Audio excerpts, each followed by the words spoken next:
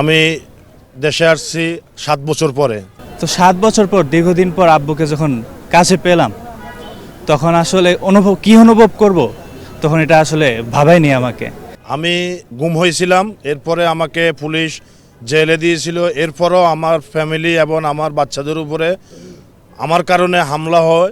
তখন আমি আমার দলের সিদ্ধান্ত নিয়ে আমি দেশের বাইরে চলে যাই।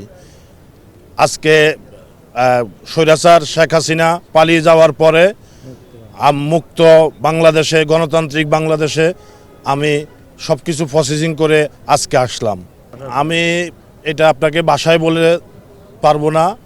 আমার আজকে 7 বছর আমার ফ্যামিলি, আমার পরিবার সকল থেকে আমি দূরে।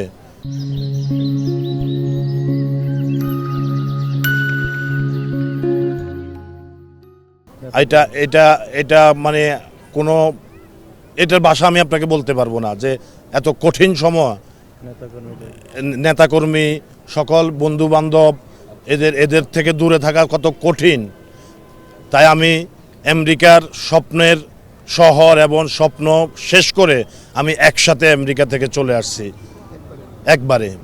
আমি চাই চৌধুরী আলম, ইলিয়াস আলী সহ, সুমন ভাই সহ সকল গুম খুমের যে মূল হোতা স্বৈরাচারী আওয়ামী লীগ সরকারের সাবেক অবৈধ প্রধানমন্ত্রী শেখ হাসিনাকে অনতিবিলম্বে তাকে বাংলাদেশে ফেরত এনে তার ফাঁসির রায় কার্যকর করার জন্য। আব্বু যখন যায় তখন আমার বয়স মাত্র 10 বছর। এই আমার জানুয়ারিতে আমার জন্মদিন, আমার 17 বছর হয়ে যাচ্ছে। তো 7 বছর পর দীর্ঘদিন পর আব্বুকে যখন কাছে পেলাম তখন আসলে কি অনুভব করব তখন এটা আসলে ভাবাইনি আমাকে। তখন আব্বুকে জড়িয়ে ধরে বেশ কয়েকক্ষণ ধরে রাখলাম।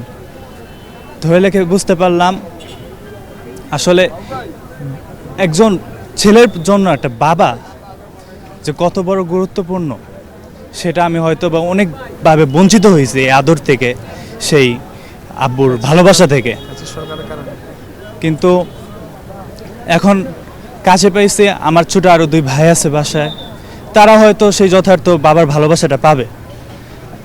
আমি অনেকভাবে সেই ভালোবাসা থেকে বঞ্চিত হয়েছি, কিন্তু আশা করতেছি এরকম জানি অন্য কারো মা বাবা থেকে ভালোবাসা থেকে বঞ্চিত না হয় কোনো সন্তান। বিচার দেওয়ার মালিক আল্লাহ। এরপর আইনসঙ্গতভাবে যেভাবে বিচার হয় সেই বিচারটাই হোক, এটা আমি দোয়া করি।